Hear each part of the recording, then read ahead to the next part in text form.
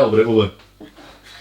Hello everybody and welcome back to Big OGGIE World, and we're in the kitchen as you can see today.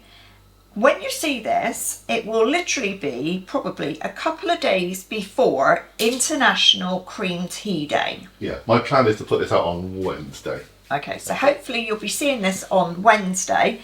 International Cream Tea Day is on the Friday. It's the last Friday of June.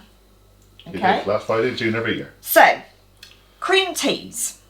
Most people with a cream tea will think scones. Scones, yeah. Scones with jam and cream. Now, whether that be like whipped double cream or usually a clotted. Yep. I have to be honest, I'm not very keen You're on not scones. keen on scones, are you? No. That's why another recipe I did were the tiny scones, because I knew Yeah, you would eat them. they were better. Yeah, breakfast scones. But I don't really like the cloyiness of scones. Yeah. And I'm not keen on the bicarby taste either. Fine. Which is why if I do have a scone, I always go for fruit, because I think the fruit sort of Takes the masks it a bit. Okay, so we're going to do something different, but still on the cream tea. And it is a Devonshire Split. And we are using Paul Hollywood's British Baking Book. Yeah, we had a couple of recipes, but we've decided this one is the best one. Well, there's one called a Devonshire Split, which is what we're going to do. And there's also a Cornish Split. Well, in the same way there's a Devonshire Cornish issue with all cream teas, they're literally the same. There is a slight variation in the recipe, but reading through the recipe, I think this was probably the better way to go. This one had more yeast. Yes, It does have more yeast, it has more sugar. It sounds to me a more stable dough. Fair enough. The other one was a bit of a gamble. Well, there you go. That's Cornwall and Devon. So, the Devonshire Split, the other name for it is a chudley. Yeah. Because it's named after a village in Devon, obviously. I guess so. It's basically would you call it a bun? Well, I kind of call it a sweetbread roll. Yeah, really. kind of like that. If you've been to Bath, I'm probably going to get pretty wrong now, but I think it's a bit like a Sally Lunn bun. Yeah. But without the sugar cube in it. Yeah, so a Sally Lunn bun, again, is like a bread roll. Yeah, they're kind of plain. Kind of slightly sweet, but not massively sweet, and it's got a sugar lump in the middle. They are literally the casing for the jam and cream, exactly. aren't they? So, I'll show you the little picture.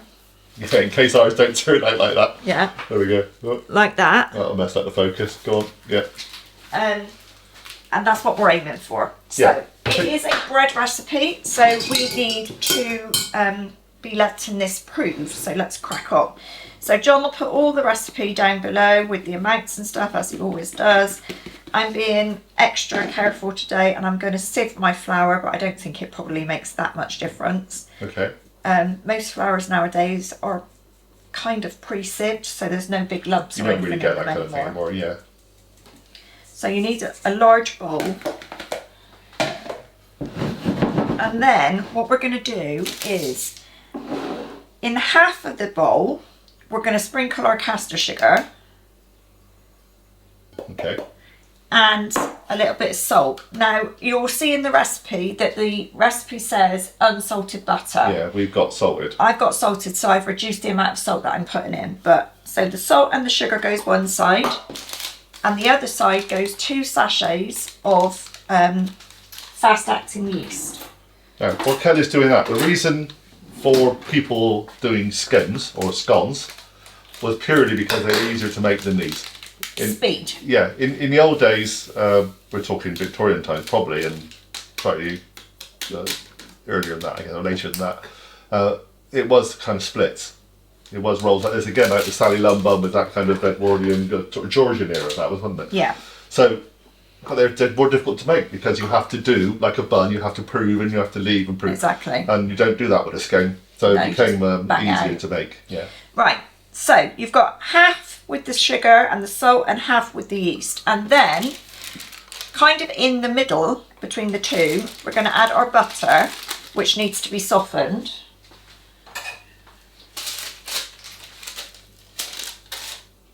Yep. There we go. And we're going to add our milk. Now this milk is not straight out the fridge, so it's not warm, but it's not cold either. So in goes all of the milk. Yep. And then we're going to add a little bit of the water. Now, the thing is that you may not need all of this water. So just add it a little bit at a time. And then what we're going to do with one hand is we're going to mix this into a dough. We are. Do you want me to do that? Or you No, I can do that, but okay. I'd like you to do the kneading. I'm here for the kneading, yeah. If you don't mind. For the muscle work. Yeah. So mix it all up. Obviously, you're going to need to mix in your butter into this.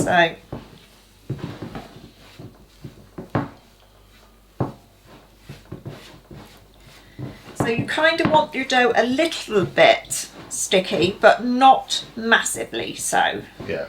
Which is why you won't need probably all of the water. I think depending on what flours you use, what makes, Exactly. etc., it depends on what's flour and how much water you need. So this is, we're just using normal white strong bread flour. Yep. But I guess if you wanted to do a wholemeal version, you could. Yeah, but obviously different brands may be slightly different air consistency. Exactly. And if you're going to use wholemeal, you definitely will probably need more water because I think they're it soaks up a lot more. Takes in more, doesn't it? So it's kind of come into a lump, but it's... The reason for one hand Still is always quite- keep one clean, isn't it, really, I believe? Kind of a baker type thing going on, one hand stuff. Now then, once we've got this into a kind of sticky ball, which we're getting there, Paul Hollywood is one of the chefs that champions, if you like, oiling your table rather than putting flouring it. flour. Because obviously if you add extra flour to your mix, you're changing the consistency and the way that it's going to behave. So, Each your own. If you want to use flour, you use flour. If well, you want oil, use if you oil. actually slip and put too much water in, so it's really sticky, Probably would have to. then you'll probably that. need to put flour down. In a moment, as long as it comes out of that bowl clean, we're pretty much there, aren't We're we? nearly there, I think. Yeah. It literally is a by eye type thing. So So you can see yeah. I've Yeah, probably used about half of the amount of water that Probably. was But recommended. again, just do it to your own judgment. Right. So there's my ball of dough. You Yep. can see it's a little bit sticky, A little bit sticky, a little bit but spongy. it's not clinging to my hands dreadfully. And the actual bowl Isn't it? is clean. Yep. Okay. So, One side of it. are your hands clean, my dear? They are, yeah. Well, Okay. to put one on the table, yeah. So I'm just oiling my table. And I'm going to give this ball of dough to John. Pop it on the floor, on the table, not on the floor. There you go. Right, there you go.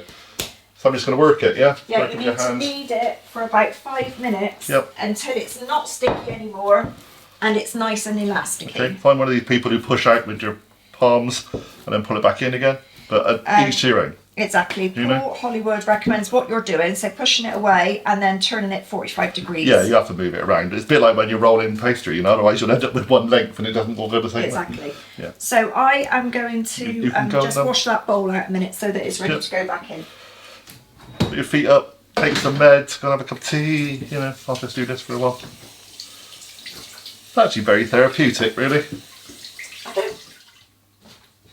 Right, love. So that's all kneaded into a nice little ball. It's not sticky, no stickiness on your hands at all. Looks nice and elastic. Yep. And it smells lovely. You can smell Does. the yeast. I'll So, leave you to that bit. yeah, all I've done. Do you want to go and wash your hands? I will do. All I've done is oiled my mixing bowl and I'm going to pop the dough back in, cover it with cling film and we're going to leave it to rise for an hour and hopefully by then it should be doubled in size. There we go. Leave it somewhere nice and warm. If you've got an airing cupboard or something like that, that would be ideal. It's nice and warm today anyway, so I'm just going to leave it on the side and it will do its business. So we'll see you in about an hour. Right, Darren, how do we get on? It has risen. It certainly has, yeah. That's quite a lump. That's a lovely dough. So we're going to turn it out Yep. like that. Waste not, want not.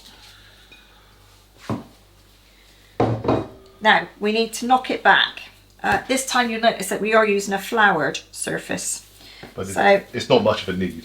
no, you just literally fold it in, fold it in, fold it in, fold it in until you've got all the air out of it. Like so. Yeah. So now you need to split this into 12 pieces. We're going to weigh it, are we? We are going to weigh it and Okay. divide it by 12 just to be, because we're not very good at doing things by eye. No, And you kind of want them all the same because you want them to bake at the same rate. So that weighs 845 grams, John. There you go. Well, it would be awkward, wouldn't it? I'll get a calculator out, can I? Yeah, we'll work out how much that is. You need I'm normally 12 pretty good at pieces. arithmetic, but not that. It's 70. Or you've just done it into 8. I love how you do things to 8. That's 8. That's why you're not very good at doing this. No, I'm not very good at this. How many grams do I need? 70. Why did you just go and do that? I don't know. I just started dividing it.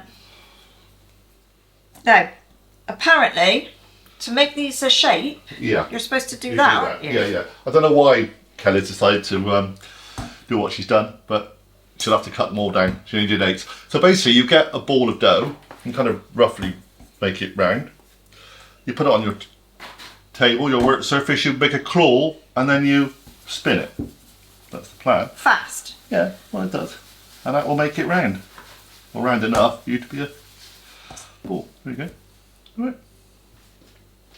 So we shall carry on with this until we get 12. See you in a while. So, once you've got your balls, you put them onto your 2 prepared trays. And you obviously need to leave a gap between them to allow for Six on each, though. rising. 2 trays, 12 buns, 6 on each. It's just that one tray is smaller, that's all.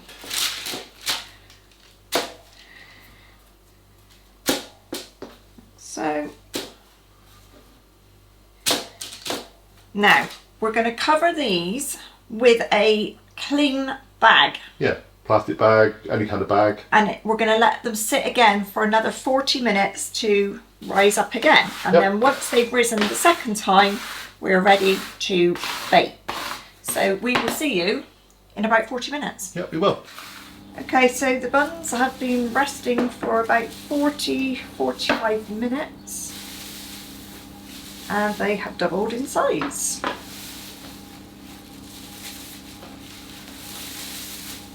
There you go. So now they go into the oven at 220 degrees, which is really hot, and it's gas mark 7, I believe. Yeah, I think that's pretty hot. Yeah, gas mark 7. And they're only going to be in there 10 to 12 minutes, so it's a hard, fast cook.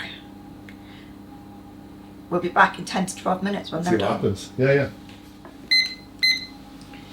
yeah. Okay, so my buns have been in 11 minutes and I'm going to check them now.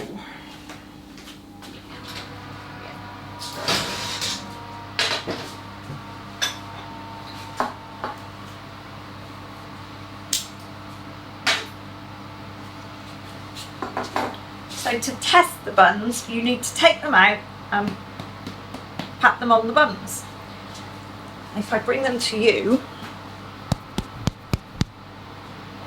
that sort of hollow sound is the sound that you're wanting to hear. So they are done, and we need to put them then onto a wire rack to cool. Some are a bit of a random shape. I was going to say you're going to show the wonky ones. Yeah, okay. Some decided to cut things into 8 and then realised we needed 12. Well, you know. Yeah, okay. So what do you do now, love? Because we don't need to see the next bit, really. No, so what we're going to do now is we need to leave them to cool completely, obviously, because you're going to put cream and jam in them. So they need to be totally cool, otherwise your cream will just run out anyway. So once they're cool, we split them down the middle, and then you can either just spoon in your cream and jam, or you can be a bit posh and try and pipe it in if that makes you happy. But that is basically it, people. So we're going to use, we're not going to use clotted cream, we're using We're double going to use cream, double aren't we? cream, which I'm going to whip. so it's lighter. Clotted cream is quite heavy, so double cream whipped up will be a little bit lighter. We're going to use jam. We'll probably use 2 jams because we like strawberry and our daughter likes apricot, so we'll do a mixture of both. And we will show you a picture at the end of this thing so you can see exactly what they look like. So I hope you all enjoy International Cream Tea Day. Let us know what your preferred cream tea delights are, and we will see you all again really soon. Yeah, we have, talking about scones and cream teas, we do actually have a savoury idea. There is one we were looking at the other day, which is a cheese and bacon kind of thing. Yeah. Which we may be doing very soon, but it won't be in time for cream tea day. No, and obviously because it's a savoury, it's not a cream tea thing because you don't have cream. Well, it's an afternoon tea thing. Afternoon tea. Yeah. That's not the same as cream tea. Bye, everybody. See you all again soon. Bye for now.